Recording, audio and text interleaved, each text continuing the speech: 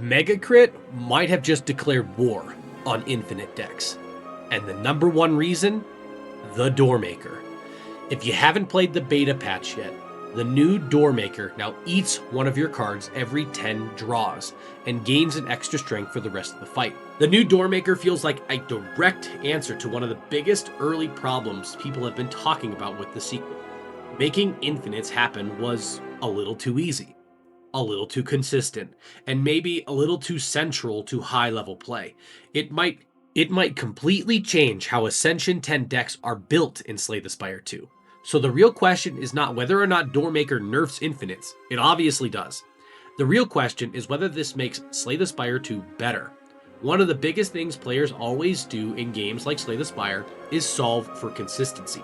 And when a game starts letting you build tiny decks, loop cards, and repeatedly find the same winning infinites, players are going to push that as far as they can. That's just what happens. So when people started talking about infinites in Slay the Spire 2, it felt like one of those early warning signs that this is how you win the game. Not because infinite decks are automatically bad for the game, but because if they become too easy, they start crowding out all other options. Instead of asking what kind of run can you build, the question became, how fast can I find my infinite? And if that starts happening too often, High Ascension can start feeling less like adapting to the run itself and more like a checklist of certain cards to find, which becomes formulaic and really just boring over time. And that's where a lot of the backlash comes from.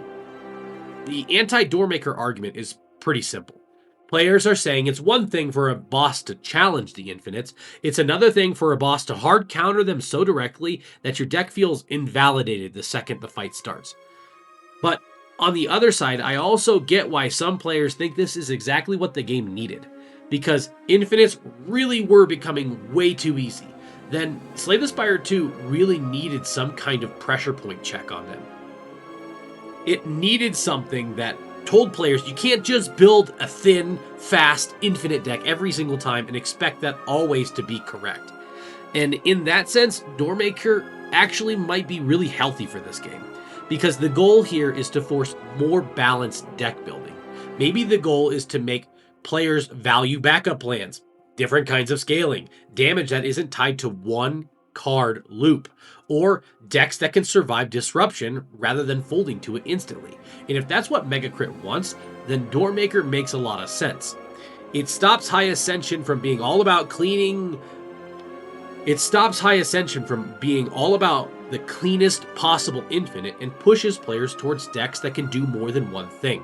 So yeah, the new Doormaker might kill a lot of Ascension 10 infinites. Maybe not every single one, but definitely enough of them that high players are going to have to rethink what a winning deck is supposed to look like. And honestly, that's why this change matters so much. It's bigger than one boss. This is Megacrit testing what kind of game Slay the Spire 2 is going to be. A game where infinites are a small option to win, or a game where the devs are actually willing to put a hard stop in front of them.